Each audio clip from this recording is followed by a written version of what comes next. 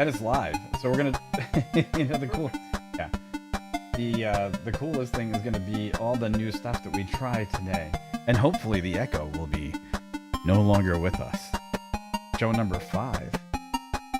Don't. Why do you gotta? We're already. You know how many times we've tried to make actually 1:30 and we've totally messed it up. We can't. Mm-hmm. Are you kicking the back of my chair? Oh, that's awesome. All right, I guess we're gonna go live in about 10 seconds. You could have just told me that, by the way. Guess why not? All right, I'm gonna go live in 10. Right, 10. Okay. 5, 4, 3, 2, and... Whoa, that was weird. Welcome to Not Your Average Show with Mike and the guy on the couch behind me, not a therapist, Corey. Yeah, no, not a therapist. Not a therapist. It is. Although if you're looking to buy a Ford Bronco in Florida, you might need a therapist, which is kind of funny. But this is show number 5, and it's Benz joins the E-bandwagon. So Mercedes-Benz has got its new E SUV coming out, or what is it? An SUV or is it? It's a compact SUV. Compact SUV. Electric. And then Star Wars Battlefront is actually going to be free. Battlefront 2 on the Epic Game Store. We're going to talk about that a little bit. Warship has new skill news, which Corey's an avid player if you follow him on his Gozer 8 channel on Twitch. And also chips are down. That one you have to wait to the end to find out all about. Here, what's on show number 5. 5. Cinco. The Cinco. So what's going on with you today, mister? How are you? Good. Yeah, not bad. Just here. Roscoe's here too. I don't think you guys can see. No, he's there. He's here as well. I mean, things are going okay. We'll get to the Warship news a bit. Well, maybe talk about some of this first. Actually, do you want to talk about the Bronco first? Can we go with that first? We can leave with that. Yeah, we could leave. So we just found this one just a little bit ago. He found it, not me. Well, we don't actually. I don't know if you even have it over there, but anyway. No, I don't have it up. I found it from abcactionnews.com. It's a Florida dealership. Because of course it is.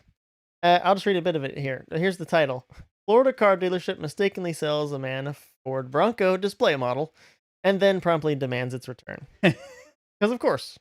Of course. Why not? So basically, long story short, going through this, we'll get the link up to you guys. You can check it out for yourself. But basically, it looks like it's a dealership in Tampa, Florida, on the West Coast, if you're not aware. Oh, here it is. He went in to trade in his old vehicle. And then he was looking to buy something new and saw that they had one on display and was interested in it. Go look at it. Fantastic. Well, long story short, they sold him the display model, which they had promised Ford they would have on display for 4 months prior to selling it. So he traded in his old vehicle, put $2,500 down on the new Bronco. Right. Financed the rest and drove off. And then I guess later that day, somebody called him up.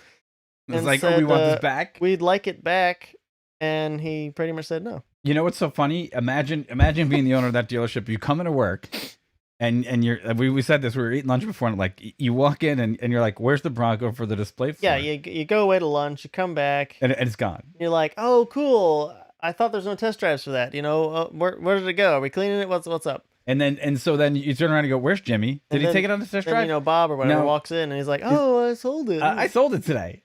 So I wonder. First of all, I wonder if there's a sales embargo for that car. Like, is there a certain point where they cannot break with traditional sales on the Bronco? I know it's hot. I know they sold a ton of them. I know the baby Bronco's coming. I know that this was widely panned as probably one of the most successful launches in Ford's past 15 years, maybe. So fantastic. Yeah. Good times. The backstory's got to be phenomenal. Yeah, that's really all there is to it right now. YouTube. We'll keep looking.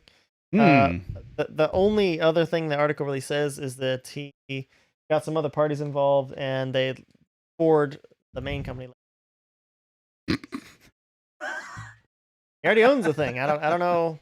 Somebody's got some problems. You'd get my Ford Bronco, and you get it from my cold dead hands, maybe? I don't know. I know. I actually personally know a few people that do want a Bronco. They're really interested in the new versions. Okay. They had some old ones, so it is. I mean, I like it. It's cool too, but this is Maybe I'll tell the people I know just to head a trip over to Tampa and see if they just pick one up early ahead of everybody else. So wait, if it was Bronco v Jeep, which one would you go for? You mean like a new Rubicon? Like whatever Jeep I want? No, there's Jeep and then there's Bronco. Which one are you picking up? I understand, but like any version I want? Any version. Yeah, go ahead.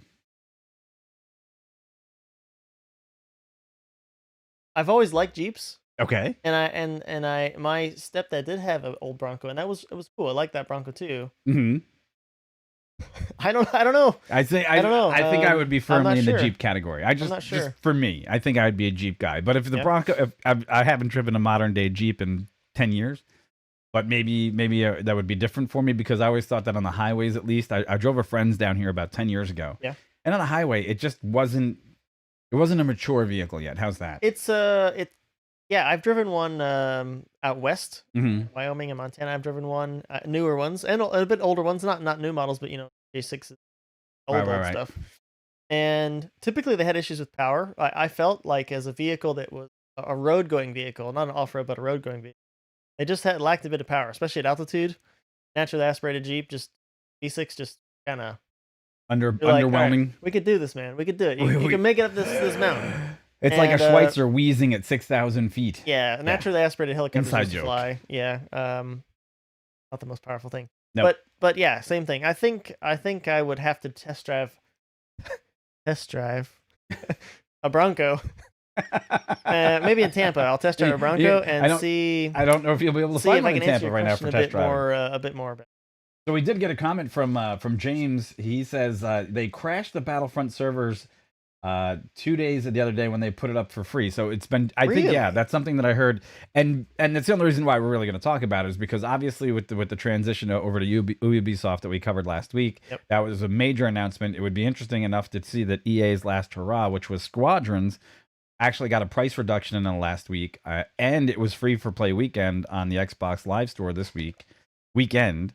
And in other news, that Battlefront would suddenly just become a free game, and there's no knocks against Battlefront. It was fantastic as a formula, except for it came with all those microtransactions, and it was reintroduced with all other stuff. But we'll get that into the next segment. So where should we go first? Where did we say we were going first? I could talk about the Benz thing.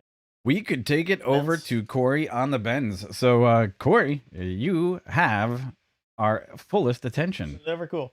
Yeah. So first thing, as you guys saw in there, Mercedes-Benz. There is some Mercedes-Benz EVs, and they just announced what they're calling the EQA, an electric crossover. And I think skimming through this, things to know for where you are. It's initially going to be offered only in Europe. It's supposed to go on sale this year, but the thing I think maybe is kind of significant, depending on where you live, is it's supposed to only have a range of less than 300 miles. Now, again, if you're watching us from a pond, and you're in kilometers. Obviously this is in miles, but I think the takeaway there might be, depending on how much you want to spend, it's a 66 kilowatt hour battery pack. If you're into looking at EVs, about the size of the batteries, that doesn't get you too far, especially in a vehicle a bit heavier. And again, this is saying about less than 300 miles range. Supposedly at 39,900 euros or $48,000 at the time right now. Interesting price. As it says again in the article, it's initially offered only in Europe. And so if there's any of American viewers or somebody else outside of Europe that was looking at one, the Verge is kind of recommending maybe you wait for like the EQB. It's a different version. It's already supposed to come over to the exported here. But I mean, yeah, they're getting on the bandwagon. They got multiple models of electric vehicles coming. But I don't know, man. I mean, I know I've had the nice time of being able to go over to and do some traveling over there, and things are a bit closer together depending where you are, of course. Right. But I don't know. Do you think 300 miles is enough? Well, first of all, what about the looks? I mean, because most of the modern EVs that are out there in this crossover category, and it's crowded, right? There's a lot out there. The Mustang E is now in that same genre and realm, and I look at it and it just doesn't scream to me that it's it looks like a standard Mercedes that just has the underpinnings of basically an E model. And then if you look at the range, 300 miles is adequate, I think. Again, it's one of these where as the market matures a bit more, learn how these things are rated. Is 300 miles like real world range? Don't know. Or are we talking like 300 miles in and around the city? Live in Europe if you're over there already. And what's their charging Or are we infrastructure talking going like to be going like? on, the Autobahn? I mean, obviously Autobahn's probably the thing. If you go that fast, then your range is out the any car. Right. But yeah, I don't know about the 300. I mean, 66 kilowatt hour tells you a So bit more. what's the range on your car though? So I have a Model 3 long range.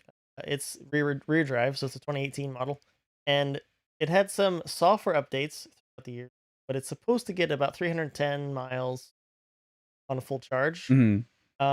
Through the maintenance of the battery pack, I actually don't charge it up all the way fully, Mhm. often at all, really. So I would have to check to see what its range is now. I mean, as you talk about electric vehicles that are rechargeable over time and you use them, the more Right. often you use them and the rates at which they charge and how the battery itself is, how the software manages the battery's health over time, you would expect some battery degradation over time. Of course. So I have another friend actually, again, that has a Model 3 also, and he also has a long range, and he's thinking out of the 315, 310 range, he thinks, yeah, I think 285. I think I talked to him just saw some degradation. So I'm going to throw the same question back to you. What do you think about a Mercedes with 300-mile range in that same category? In Europe, yeah, I think it's more applicable, and I think that I don't think you've had any problems with your car with the range being, Central Florida. You've been able to reach places that you wanted to go, especially with the superchargers that they have in the network. area. Yeah, the network that Tesla has built out. One of the big things that Tesla was aware of was range anxiety. So you might have heard range anxiety before. Yeah. So Tesla's supercharger network has done a lot to help out with that by effectively making it so if you go on a long trip through major thoroughfares, highways that you would go through big large cities, there's gonna be somewhere to charge along the route, and you shouldn't have to worry about that. So I know Tesla's been working a lot of that for Europe as well. They have a supercharger network and yeah, they're building that all out as well. Right. So, but again, this is not Tesla's supercharger network, right? The This is charging centers are competition. not the same, right? Right. This is So, competition. Yes. So, and I know they have different plugs over there. There is a push to have a bit more public charging. So, I don't know. I mean, it's something to say if you were a Mercedes owner from another gas-powered SUV, Then you'd be happy to see would this you as be their looking entry, at right? this? Would you be interested as an electric SUV? Obviously, for some brand loyalty there. I'm surprised What it's would you taken. I'm surprised it's taken them that long. Mercedes-Benz as being viewed as the luxury car leader at one of those leading brands, right? You have BMW, Audi, Mercedes, obviously, in the Tesla's German over there version. too now. That's obviously Tesla. Yep. And I'm surprised it took them that long to make this of a conscious effort to make the jump into EVs. But the secondary point being that to do it and make it a Europe-only model for a short period of time, to me, is also conspicuous because it would seem that their biggest market could be here in America. Technically. It reads that they already had a different version slated to go here. So I think they're not neglecting, I think, the American market. I think this was just supposed to be out a bit earlier over there, and Americans who are people, again, Americans over here that might be this one that we're talking about, this might be better just served to wait because Mercedes says they're thinking of exporting the EQA here into America, but they already have slated plans for the EQB to go over here anyway, which might be is a slightly boxier version. Not gonna look the same, and it depends a bit on. So if you guys are just joining us, basically Mercedes is throwing its hat into the ring on this electric crossover region that has already seen a lot of major players like Ford enter the field this year. And it was just an interesting conversation. Corey had shared that with me this morning about this particular vehicle. And, range anxiety and everything else aside, it looks like that's going to be the biggest growing market, which is the smaller crossover market in the auto industry for, I would say, the next 5 to 10 years, because people have found their entry points. And I guess we're all going to have to wait and see if it sells. Yeah, we'll have to see. I mean, with other competitors coming on board, BMW over there especially as well for this particular car, I don't know. We'll see. Let's see if you guys are excited for us. Let us know in the comments below if you like this video. Also, like, subscribe, follow. Give us all the information you'd like to hear more about on the cars that we could cover here on the show, because we like to do at least one car per episode, or dive into the auto industry as we are car enthusiasts. Always something going on. Always something going on, and so just throw that out there for you guys, and we hope you like the discussion. So I think we're ready to move on. Yeah, let's take it away. Show us the. Now I forgot where the hell we were going. I think you were going to go to Battlefront. Oh, I was. Oh, okay. So, yeah. So this is kind of interesting.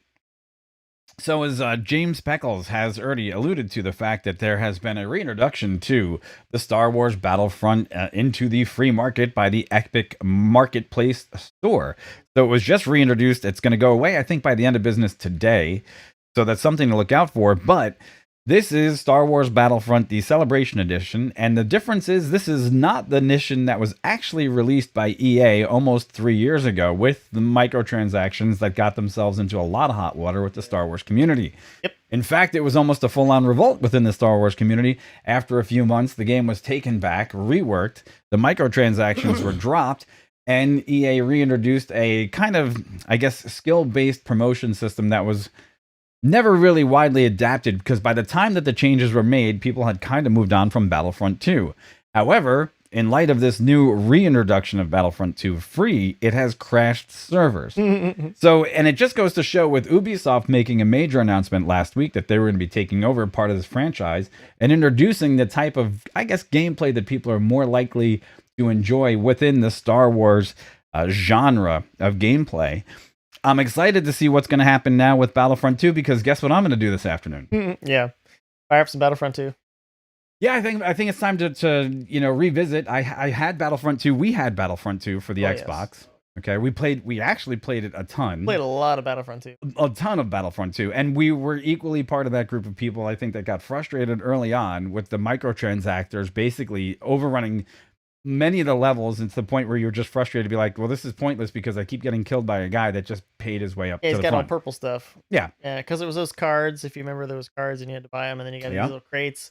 And then it was random number generators again. Yes. But you were using real money. So there was that whole gambling talk about all this. And see, so that platform worked so well for like, look, you could do it before if you were into cards, right? So if you were into sports cards, and you were into collecting sports cards for, say, baseball, you knew you were going to get your 5 cards. You might get one rare, so on and so forth, every pack. And you were going to get your pack, with that piece of gum. You throw the gum on the floor, look at the cards, be like, awesome.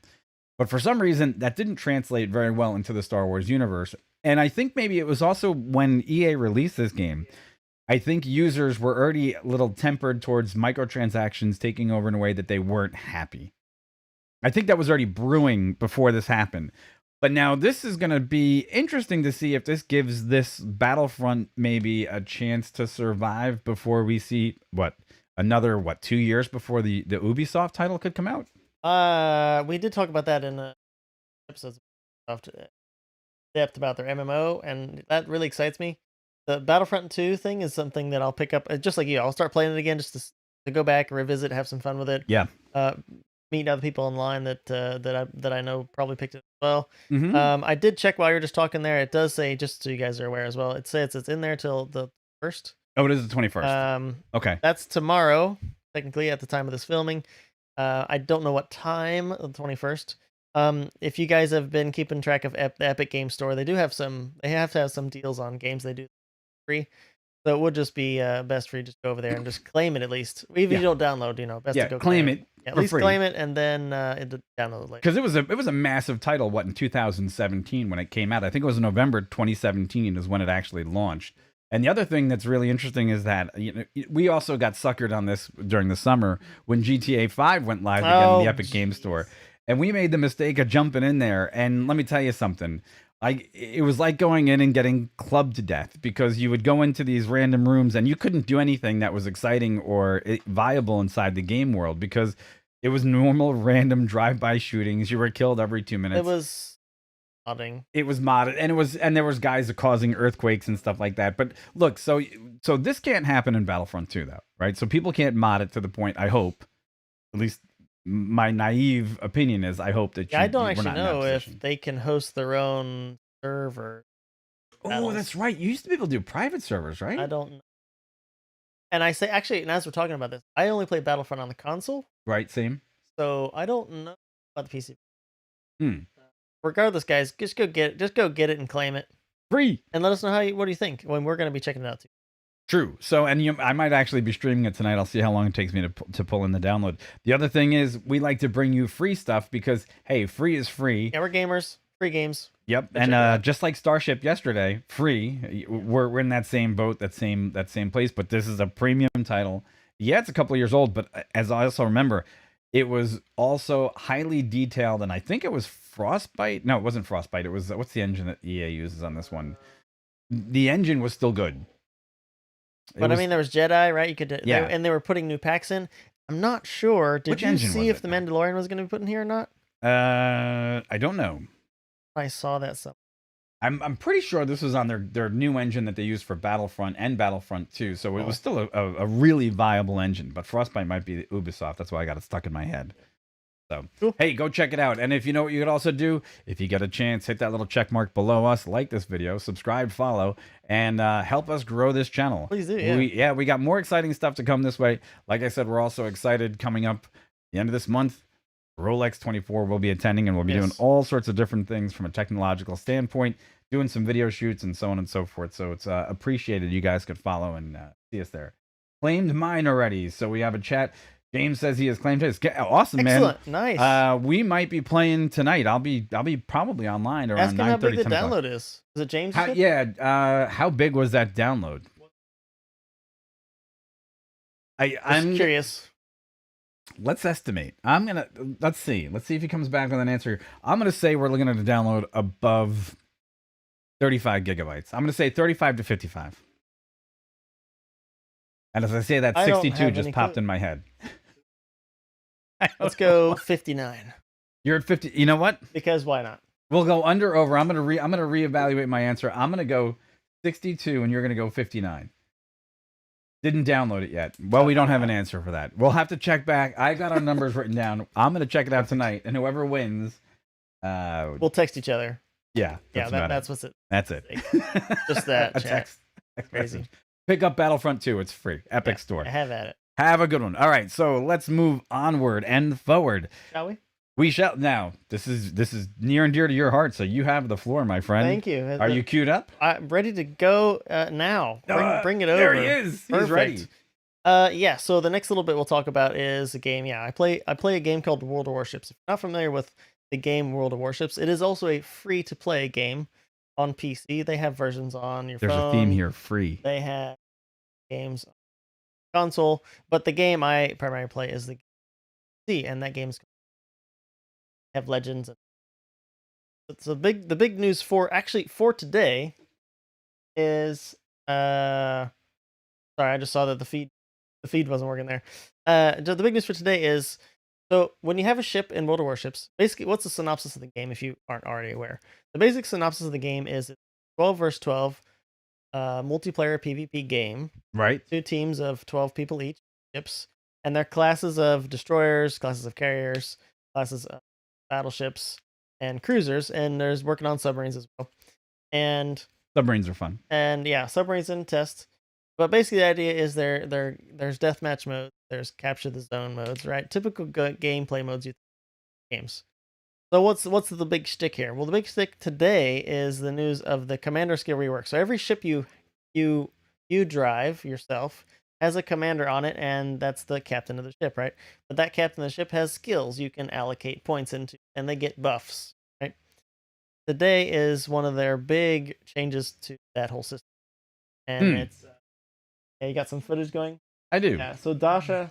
its path across our planet, and the year's first update, 0.10.0, is going to make its first steps on the World of Warships servers very They haven't shortly. redone this It system includes in major quite a while. changes to the They've commander been skill thinking about it and system, tinkering new with it. plan brawls, the Lunar New Year celebration. Addition of a new class submarines does kind of push them in this direction. But it's a pretty big change. And if you guys are already familiar with this game, you might have heard about it from the official stream coming through already. Our game is And to grow and expand, and new yeah. ships and mechanics are constantly being incorporated. I don't know how long this video is. How long is it? Important commander skills system has remained unchanged for a long time. I love how it's always dubbed. 6 minutes 25. Yeah, we're not gonna watch the whole thing. Yeah, 6 minutes 25. Yeah, so Dasha, she's just a spokeswoman.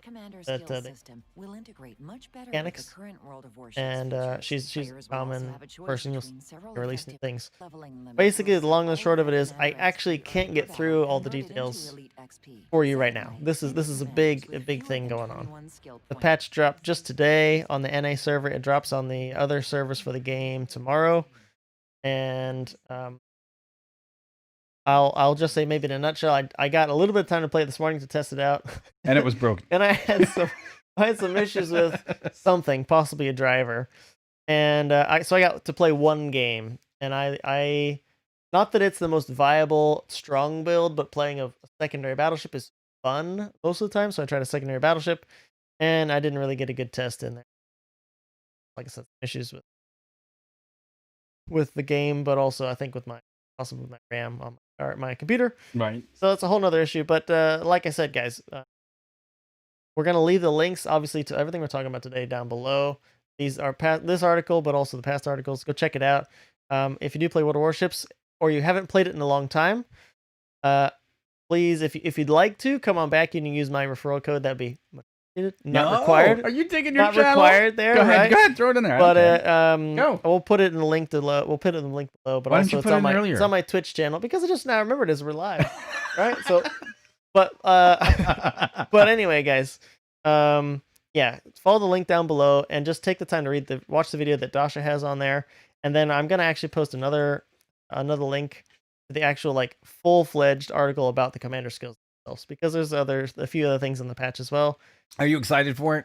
I am excited. So a lot of times my viewers on my Twitch channel will talk to me about major changes like this and say, what do you think? Are you just like so sad Wargaming keeps trying to screw the game up? Everybody's got their opinion, right? Right.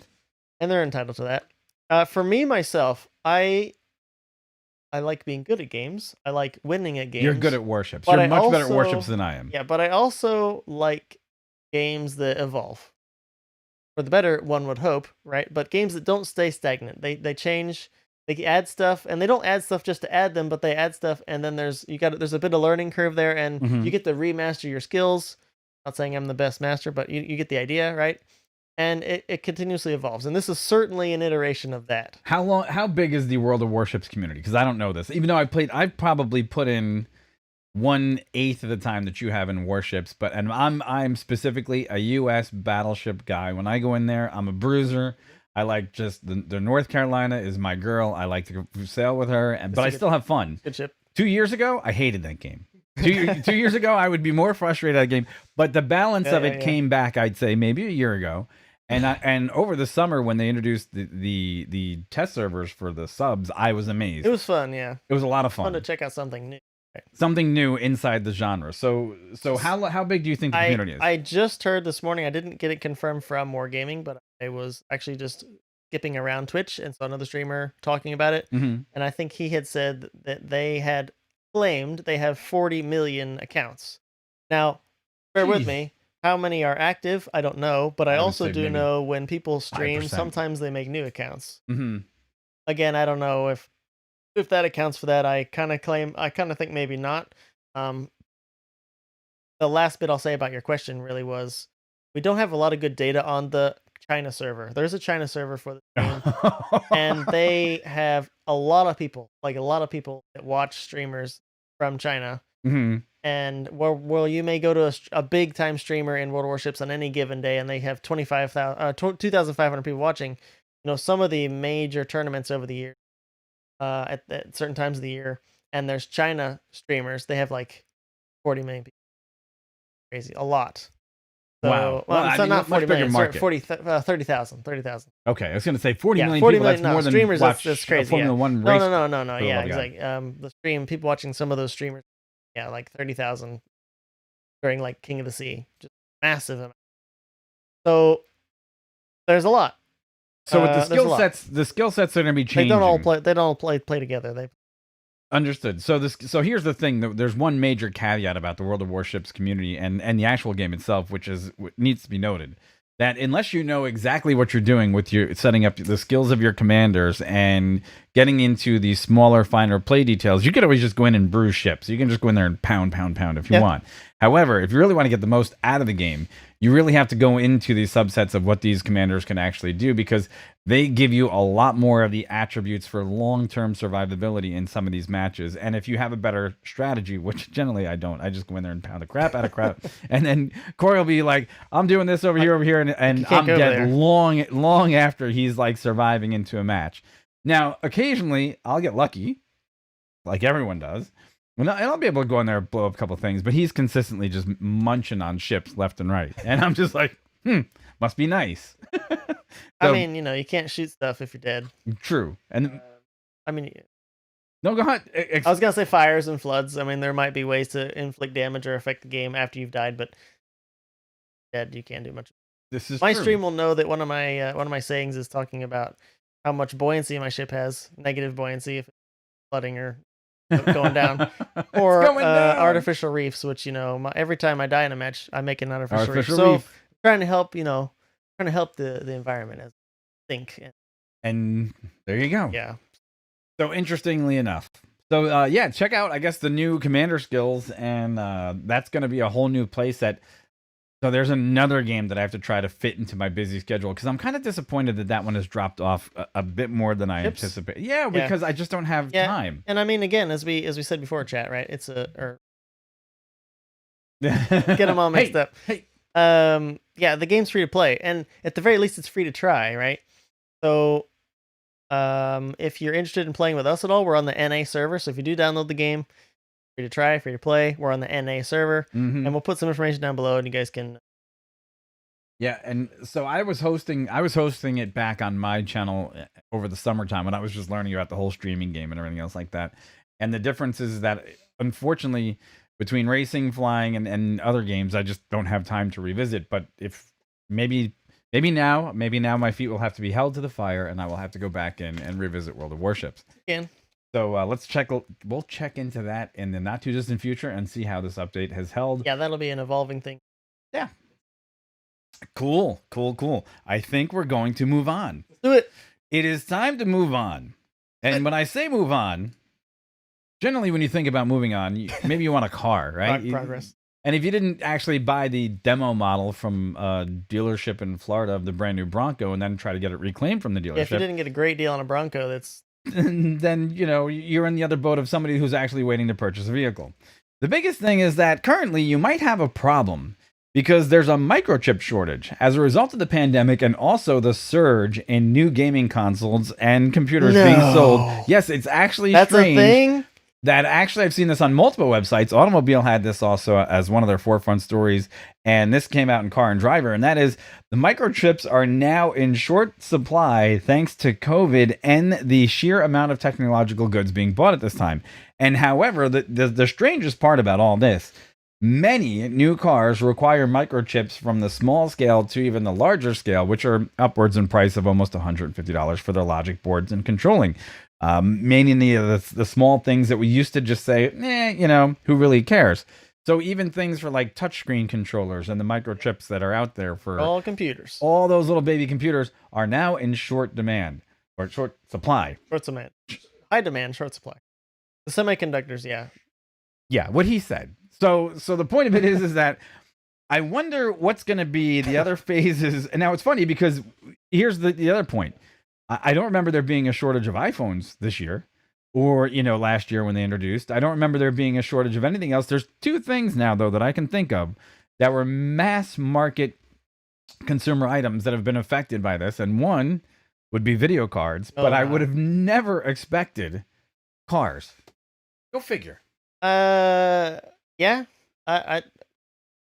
said a lot of it there. I mean, exactly as you said. I mean, the way the world is going right now with just demand for things, as a lot of people work more from home and try to buy things that facilitate that to work efficiently. And yes, as new things come out that do have a lot of high demand on graphic processors like video cards, the stuff is in short supply, and apparently it's hit the auto market. And even more interesting that they've actually had to pause production in Louisville, Kentucky, and that's where the Ford Escape and the Lincoln Corsair are built. Also in Mexico, where the Jeep Compass is assembled. Also the Chrysler 300, the Dodge Charger, and the Challenger. And brands like Legacy, well, actually, Subaru has had some of their brands, and VW has also had, and Toyota. And Toyota. The Tundra out of Texas has got. And that is one of the best-selling vehicles in America, which is ironic. And just interesting to know that. I wonder how many people out there, and maybe you guys out there while watching the stream, actually have a vehicle that you've been waiting to get, and you've been told, well, we can't get the microchips for you. Again, another reason, just go to Tampa and just get one. Just get one. Just go to a Ford dealership, ask for a Bronco. Yep. You'll drive away with it today with a phone call tomorrow. Yeah. See our other clip if you don't know what we're talking about. So at the top of the show, it was interesting enough that Corey brought up something about a guy who basically went and got one of the brand new Broncos in Tampa, and he drove off the lot with it. And they're like, wait, the day later, like, that's a display model. He's not supposed to buy it. He's not supposed to buy it. They sold it to him anyway. And they wanted it back. So let me ask you this. You have a car that's heavily reliant upon microchips. Yeah, sure. One name that I didn't see in this article. Yeah, as you were talking about, as you were listing those, I was skimming to see if Tesla was in there, and I don't see it anywhere. Interesting, right? I wonder about the actual supply chains for the other manufacturers, because while Tesla is wholly made in America, most of their parts are made in America. They got to get them from somewhere, right? So, yeah, I'm still skimming the article to see who else would be affected, because I know like a lot of these other manufacturers also buy off the shelf brick parts that they install to cars from, like, what is it, like Visteon does off the shelf components for vehicles. Yeah, the OEM suppliers behind them. There's a bunch of OEM suppliers, and I wonder if this is a supply chain issue that starts with the OEMs and then goes right into the main actual manufacturer, if this is something else. Just interesting to note that you would think that, let alone that it's hard enough to find even an Xbox Series S or X right now, which is one thing. And I don't think that you could find any PlayStation 5s out there anywhere. So those are also in short supply. But on top of it, you might not be able to get your Challenger because of this, which, God forbid you were a person that actually wanted a PS5 and a Challenger for Christmas. Or a car. Apparently they're all the same problem. Pretty much. But if you wanted a Tesla, you're unaffected. Yeah, I was just trying to see here, because it does talk about several moves that the last administration made with China. But I don't know. Are we getting all our chips from there? I don't want to go off in tangents here, chat. Talking about stuff, well, it's interesting to me supply because changes really is what we're talking about. Right. It's interesting here that it says that, at the same time, the demand for consumer electronics, notably the PlayStation 5 and Xbox Series X, as well as laptops and desktops and working from home, skyrocketed. So that's where. So look, let's. I mean, Switches had the same problem. So let's look at the exact timeline of this, right? Coronavirus is one of the first things that impacts the supply of people being able to get these chips. Then on top of it, the demand, because people are stuck at home for the Xbox and the PlayStation 5 and, computers in general, they pick up in demand. However, you can't get your car. You can't get the car to go buy the stuff.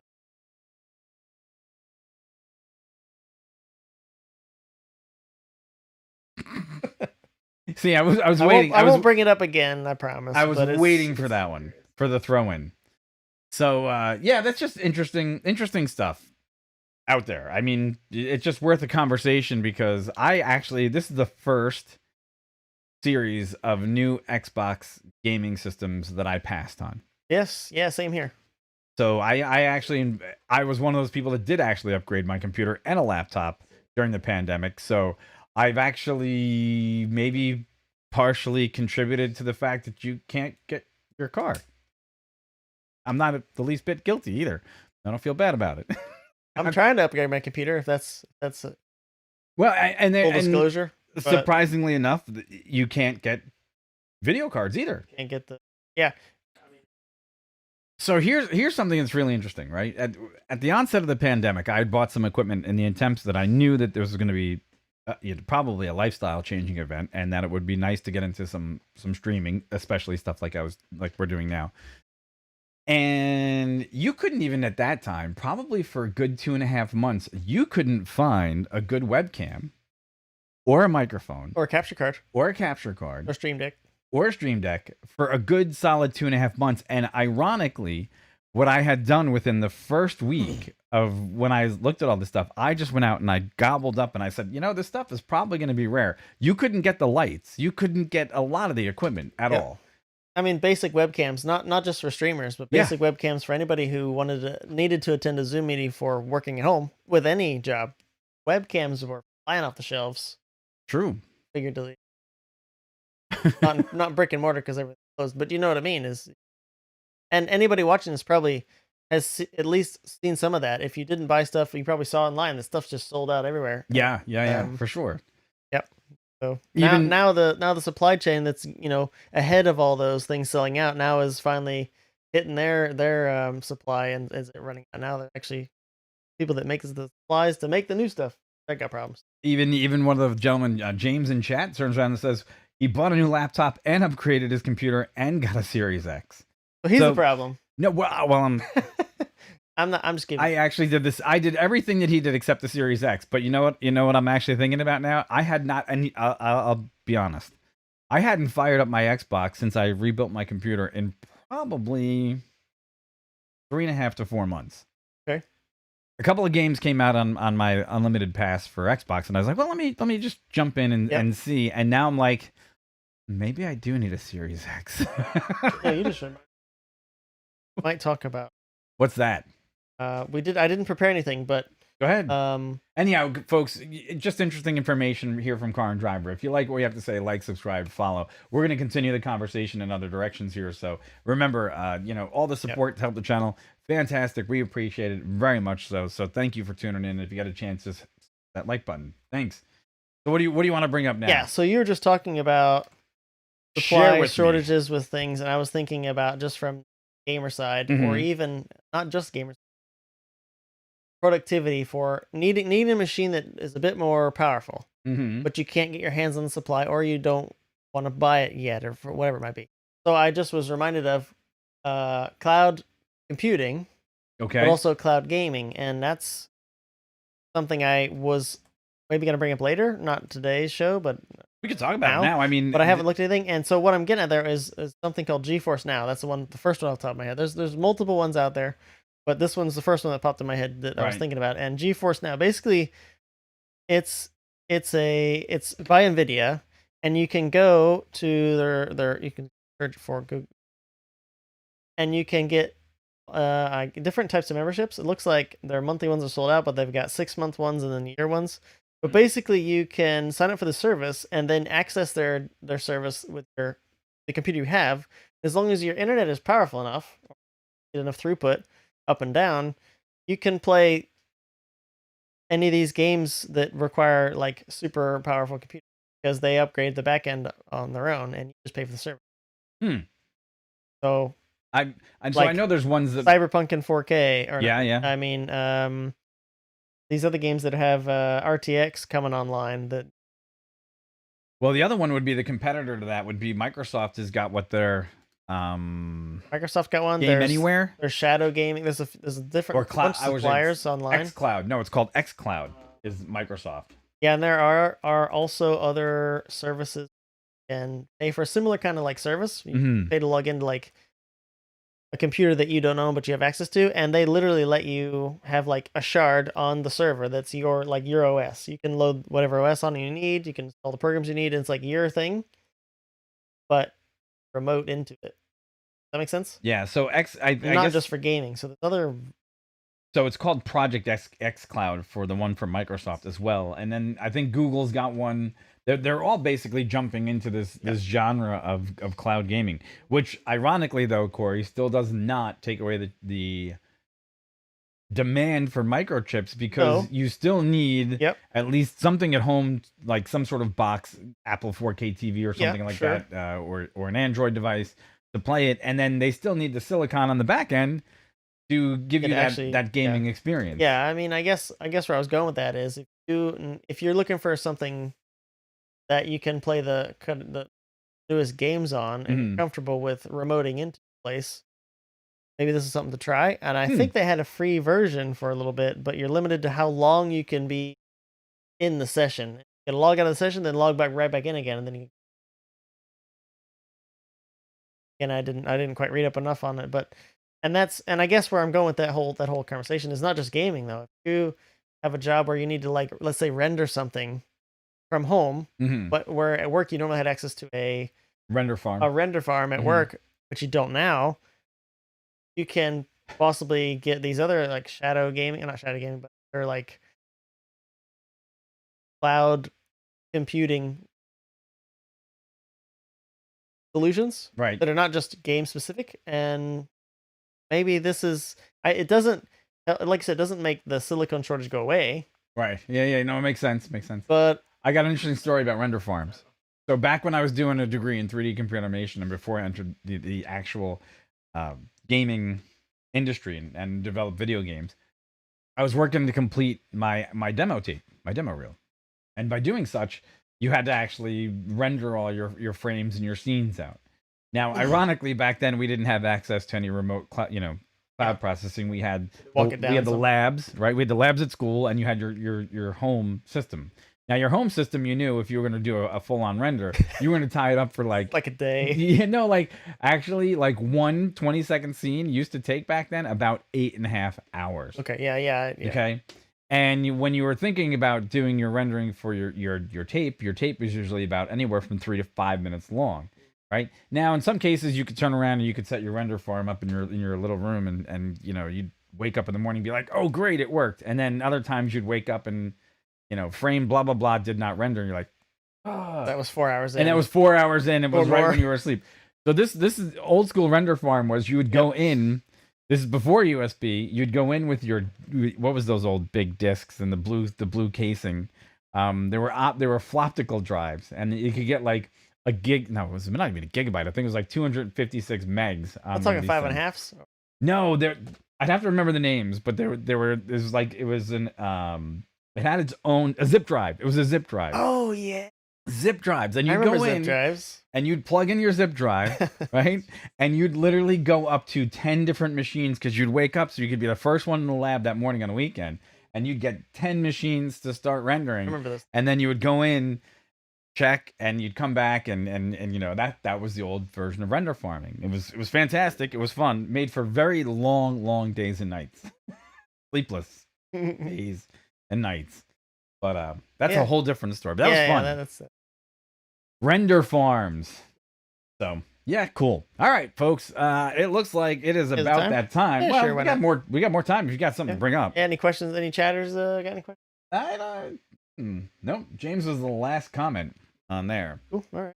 But I guess it's going to bring up another topic of discussion that I would like to get into at some point, and that would be cloud gaming. Actually, now look, everybody's done their comparatives, right, on cloud service. I know Linus on Tech Talk has done a fantastic job of comparing all the services out there, which is fantastic. It's awesome. I want to actually try out a MacBook Pro. So if you guys are not familiar, I think I've stated it before. This show is run by a MacBook Pro. It's running the i9. It's only about 6 months old. It's got the 8 GB video card in it, and it's got the Radeon on board, 2 terabytes on the actual storage.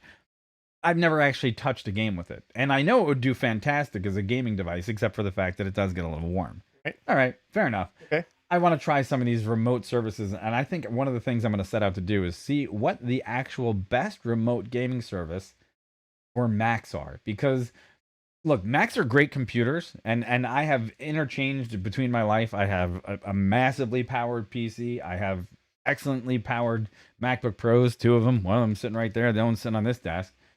They're fantastic, but they're 2 totally different realms in computing power, ability, and representation of what they do in the actual community of computational power. Let's put it that way. Right. And I'd be interested to see how they would compare, because I could do a spec i9 versus a spec i9 PC versus MacBook Pro. But you still would do cloud gaming stuff? Yeah, cloud gaming on those 2 devices, and see what the difference would be. I don't know if it's cloud gaming. I don't know if you'd see. I think I had read one time people that had really good internet connections, even like on Chromebooks, could play XXX games, really AAA games. And just while we're talking about this stuff too, I'm on GeForce's website just to give you guys some perspective. talk through this, and they have all their 6-month memberships are sold out, but they have monthly memberships, or I'm sorry, they have monthly ones that are all sold out, but they have free version and then a 6-month version. The free one, it's nothing a month, and it's 1 hour session length per time to play, and it looks like standard access. So if I'm remembering correctly, you have to get in the queue, get in server, then you're. So I guess that's another question. That's another place that I'd like to go into. Is but then RTX is only available to the 6 months. Which is $25 for 6 months though, not per month even. So if you're thinking you may wait a year even to build a new PC, let me go crazy here. If you're like wanted to build a PC for like Star Citizen, way off subject. When's that going to come out? I don't know.